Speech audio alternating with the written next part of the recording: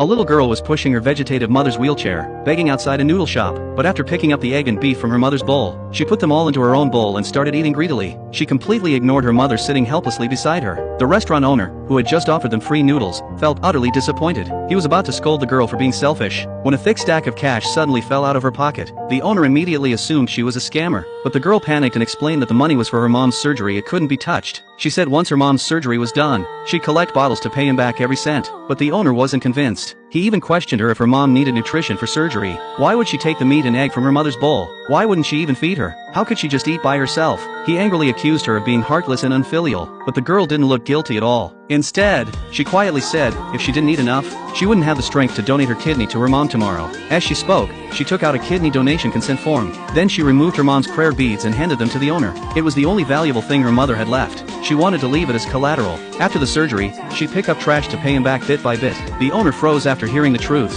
His heart was a mix of guilt and sorrow. He sincerely apologized to the girl. He told her she could bring her mom to eat for free anytime. The customers nearby were deeply moved. They started handing her food, telling her to eat and regain her strength. Seeing so many kind people reaching out, the girl didn't know how to repay them, so she dropped to her knees and bowed to everyone in gratitude. At that very moment, a man sitting nearby noticed the birthmark on her neck. He suddenly realized his brother's long-lost wife and daughter might be this very mother and child. He immediately called his brother. The whole family rushed to the scene. At first, the old man didn't believe it, but when he saw the photo of the girl's birthmark, he was certain she was his biological granddaughter. He immediately sent people out to find her. Meanwhile, the girl had already pushed her mother back to the hospital. She had no idea that her true identity as a rich family's daughter was about to be revealed. All she could think about was saving her mom, but the money she had wasn't nearly enough for surgery. She was gentle and kind-hearted. While staying with her mom in the hospital, she often helped other patients and elders. News of her donating her kidney for her mother soon spread through the hospital. Everyone was moved by her devotion. People began donating and helping however they could. Overwhelmed,